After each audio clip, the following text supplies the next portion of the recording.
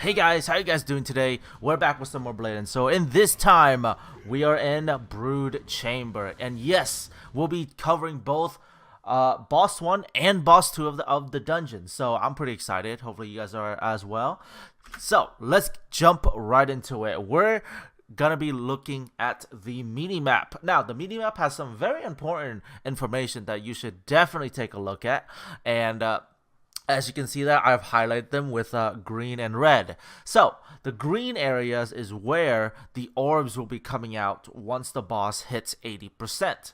After the boss hits 80%, he's gonna make those circular things dispense an orb, and you're gonna need 3 players to block these orbs at 6 o'clock, 2 o'clock, and 10 o'clock. Okay, now during that phase, those little gray circular area, they will light up in a very specific order, and so there will be another row which is called mark. Now the mark needs to save the person that blocks the first orb, and the first orb will be the first circle area you guys see there that is lit up. So make sure the mark needs to pay attention to see which area lit up first. So if, for example, 6 o'clock lit up first, he needs to go to 6 o'clock first, and if 10 o'clock got lit up first, he needs to go 10 o'clock. The order of the first lit up area is always random, so you need to pay attention, and that's it for the roles. Let's get into the actual fight, because this is just the introduction. Let's get right into it, guys.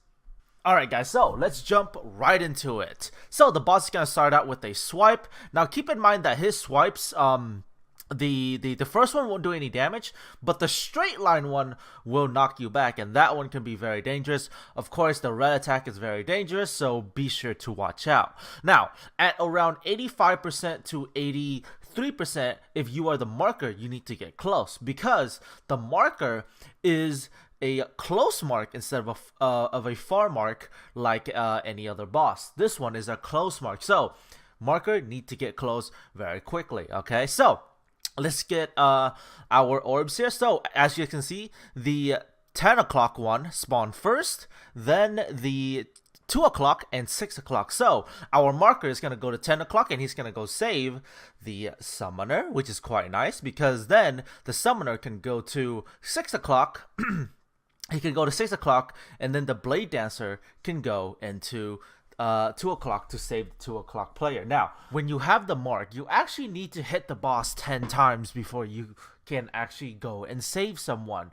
Because when you get the mark, there's a debuff on your character. To get rid of this debuff, all you have to do is to hit the boss 10 times. If you do not hit the boss 10 times, even if you go into the safe zone, you still won't be able to save because you still have that debuff. I have a little bit of a thing here so that I can show you guys if you guys are a marker. Okay, if you step into the death zone where I have highlighted, the marker will die immediately. So always SS into the safe zone instead of walking into it. Okay, never ever spin or walk into the death zone. If you walk into that zone, you'll die. So you need to SS into the safe zone and save that person. Okay, so very easy mechanic, and all you have to do is repeat this twice if you're low on damage. If you're high on damage, all you have to do is get the first phase, and that should be it. After you save all 3 players, you're gonna have blue swords on the ground. The blue swords will damage the boss, because the boss will after a certain point, which is right now, he will absorb all of the swords, and if they're red, if he gets 2 red swords, it's an instant wipe. But if he gets blue swords, he takes damage to himself, which is quite nice, because this makes it so that you can one-phase them very easily. And as you guys can see there, we're going to be able to one-phase them because our party is quite stacked, and so we're going to be able to one-phase this guy, and it'll be nice and delicious. Now, the only thing that I have a little bit trouble understanding sometimes is which area got lit up first, because the red area can be randoms, right? So, and they lit up quite quickly. So you guys saw there that the summoner failed to block the 10 o'clock orb, but that doesn't matter because we're gonna, I soul burn, and we're gonna be able to do massive amount of damage to him before he even gets the chance to absorb his 2 red orbs and enrage. Okay, so a quick recap of the first boss is you're gonna need 3 orb blockers. You're gonna want 1 close mark, and the close mark needs to be close, like really close to the boss at around 83% to 80%, because at 80% the boss phases. Okay, now if you're tanking this, be sure to have around 4 to 5 meter distance from the boss when he phases, because he will mark immediately. So keep that in mind as well. And of course, always SS into the safe zone and not, walk into the safe zone, because walking to the safe zone will result in you dying. Okay, so quick recap of the boss there, and you guys can see how fast the dungeon can be done and how fast you guys can kill this boss if you have a pretty good party. Good party should be able to one-face the boss quite easily, and so therefore I wanted to give you guys a good realistic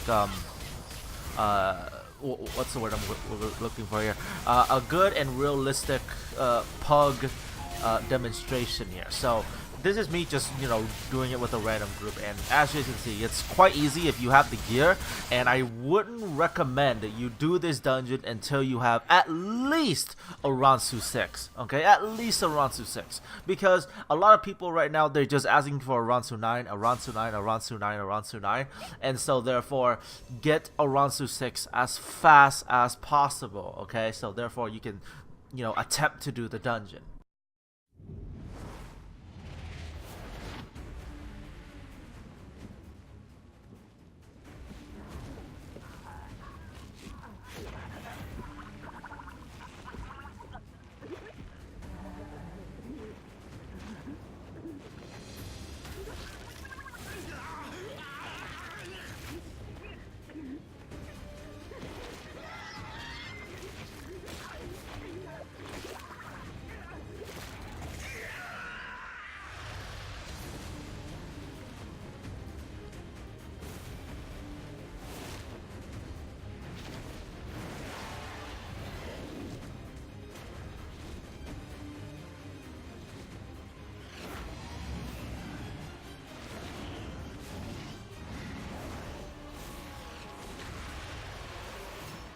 Alrighty guys, so let's jump in right into the boss. Now, this guy's pretty easy, he's not too difficult, and that's why I've decided to not slow down the video, because it's the only roll you need here is a far mark. So, keep and watch out for the pull that he just did there, because you want to iframe that. If you do not iframe that, you'll be pulled in, and you'll get hit by those 3 red pulse attacks that will stun you and will do quite a bit of damage. Alright, so when the boss jumps back into the middle at around 70%, he will do the far mark. That's when he spread his wings and he does a far mark check. Now, you see that everybody has these light aura around them. Now, that light aura doesn't really mean anything, but you need to get rid of it, because I believe if you don't get rid of it, you either take massive damage or you'll die. Now, I get rid of mine pretty late, but you can get rid of it at any time. Like you don't have to get rid of it right away, right? But the thing you need to make sure is that you do not get close to anyone when you get rid of the buff, and how you get rid of it is by jumping. So let's talk about this particular freeze frame here. It is that all the black area and yellow dots around the battlefield. Now you're gonna want to push the boss to a specific location, which is either at 12 o'clock, 3 o'clock, 6 o'clock, or 9 o'clock. Alright, so if the boss touches a black area, he will stay there for a certain amount of time, and I think it's around 3.5 seconds, and you have around 10 seconds to, I think it's 10 to 11 seconds to push the boss before he enrages. Now, if you fail to push the boss to an egg, he will instantly enrage and he will instantly kill the party, okay? So you're gonna have to push the boss fast enough. He will be able to absorb one of those areas though, so that's why the party, or my party, has decided to just push him straight to 6 o'clock, and we're gonna like let him have a black area, or a Yeah, a black area. So if he takes two black areas, I'm pretty sure that he will enrage,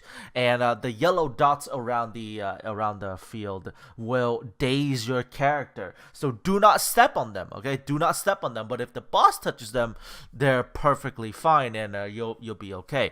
But if you touch into the yellow circle, they will daze you, and that's about it for the boss. Okay, do not let the boss touch two black areas, and if you touch into the yellow area, you will be dazed. But if the boss touches it, it's perfectly fine. In hard mode, I think later on in challenge mode, you will get points. Okay, you will get extra points for going around and pushing the boss to the yellow specific spots here. So that's basically what this whole phase is. Now everybody pushes the same amount except for the marker. The marker does push the boss a little bit more and directs the boss a little bit more than everybody else, but everybody does push the boss. And so when he reaches at the egg, all you have to do is get out fast enough, and he'll return to his normal position. You can go in, hit him a few times, he'll jump back into the center, and that's about it for the whole boss here. Now if you have enough gear, you'll be able